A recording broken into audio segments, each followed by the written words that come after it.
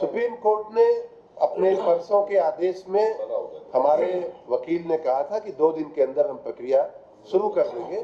वो प्रक्रिया आज आप देख ही रहे हैं शुरू हो गई, तो हम टाइम लिमिट के अंदर है, बाकी कार्य भी टाइम लिमिट के अंदर हो जाएंगे। आज मंत्रिपरिषद ने उस पर सिफारिश की है, उसकी सिफारिश की है ऑर्डिनेंस की, और ऑर्डिनेंस की एक प्रक्रिया होती है, माननीय महामहिम राज्यपाल तक जाता है।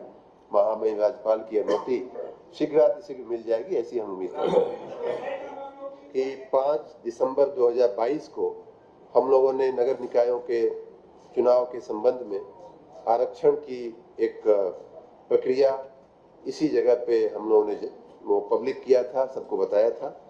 उस जो आरक्षण की जो हमारी प्रक्रिया थी, उसमें सभी वर्गों को समुचित आरक्षण देने की व्यवस्था की गई थी। ओबीसी को 27% और अन्य वर्गों को भी जितना संवैधानिक उनका अधिकार है वो पूरी व्यवस्था की गई थी। लेकिन कुछ लोग हाई कोर्ट में गए, हाई कोर्ट ने हमें कुछ निर्देश दिए।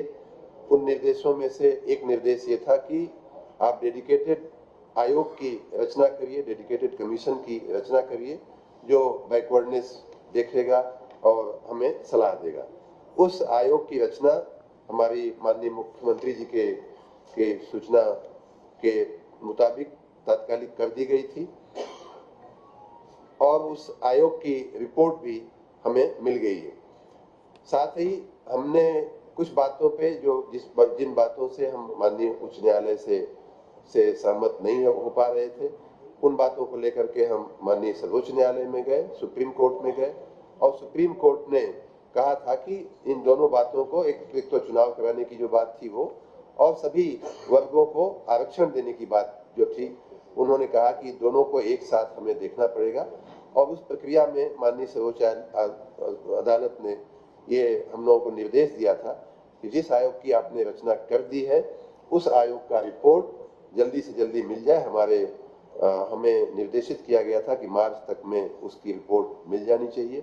मैं आयोग के माननीय अध्यक्ष जी का और सदस्यगण का एक बार फिर मैं धन्यवाद देना चाहूँगा कि बहुत ही समय से पहले उन्होंने 9 मार्च को उन्होंने अपनी रिपोर्ट दे दी थी, और उस रिपोर्ट को माननीय मंत्रिपरिषद के समक्ष भी रखा गया था, जिसे माननीय मंत्रिपरिषद ने स्वीकार किया था। साथ ही उस रिपोर्ट को हम लोगों ने सर्वोच्च न्यायालय के समक्ष भी रखा था, और पिछले दिनों माननीय सर्वोच्च न्यायालय ने हमें उस रिपोर्ट को मान्य करते हुए, उस रिपोर्ट का अवलोकन करते हुए चुनाव की प्रक्रिया में हमें आगे बढ़ने का आदेश दिया है। आयोग की रिपोर्ट के मद्देनजर हमें कुछ कानूनी संशोधन करने पड़ेंगे, क्योंकि आयोग ने कुछ नई बातें कही हैं। उन बातों के मद्देनजर हमारे जो 2 अधिनियम हैं, एक नगर पालिका अधिनियम है और एक नगर निगम अधिनियम है, हमारे राज्य की जो नगर निकायों का जो संचालन होता है जिन अधिनियमों के तहत, उन दोनों अधिनियमों में हमें कुछ संशोधन करना पड़ेगा। उन संशोधनों को करने के लिए हमने आज मंत्रिपरिषद से ऑर्डिनेंस करने की मंजूरी मांगी थी, और माननीय मंत्रिपरिषद ने उस ऑर्डिनेंस को करने के लिए अपनी सिफारिश की है। आगे की बात जब ऑर्डिनेंस हो जाएगा उसके बाद ही हम बता पाएंगे, और संभवतः हम कल आपको और भी जानकारी देने में हम समर्थ हो पाएंगे।